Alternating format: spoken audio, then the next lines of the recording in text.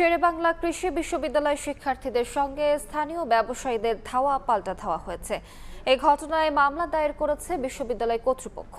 রোববার রাজধানীর শেরেবাংলা নগর থানা এলাকার বিএনপি বাজারে মাছ ব্যবসায়ীদের সঙ্গে শেরেবাংলা কৃষি বিশ্ববিদ্যালয়ের শিক্ষার্থীদের দরদাম নিয়ে বাকবিতণ্ডা হয়।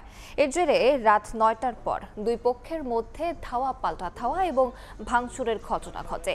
আহত হন দুই শিক্ষার্থী সহ মোট ৩ জন। পরিস্থিতি নিয়ন্ত্রণে আনতে বাড়তি পুলিশের সঙ্গে মোতায়েন করা হয় সেনা সদস্যদেরও। এদিকে শিক্ষার্থীদের নিরাপত্তার কথা মাথায় রেখে বিশ্ববিদ্যালয় প্রশাসন একটি মামলা করেছে বলে জানান শেরেবাংলা নগর থানার ভারপ্রাপ্ত কর্মকর্তা। বিশ্ববিদ্যালয় ছাত্রদের কয়েকজনের সাথে জনৈক মাছ ব্যবসায়ীর একটা তর্ক বিতর্ক হয়।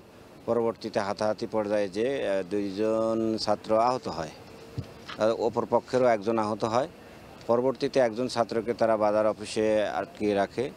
আমি যাই, সেটা উদ্ধার করি এবং উদ্ধার করার পরে বিশ্ববিদ্যালয়ের প্রক্টর বাদী হয়ে একটি মামলা করা হয়েছে। আমরা তদন্ত করে এ বিষয়ে দৃষ্টান্তমূলক শাস্তির জন্য বিজ্ঞ আদালতে আমরা এই মামলার রিপোর্ট দেব।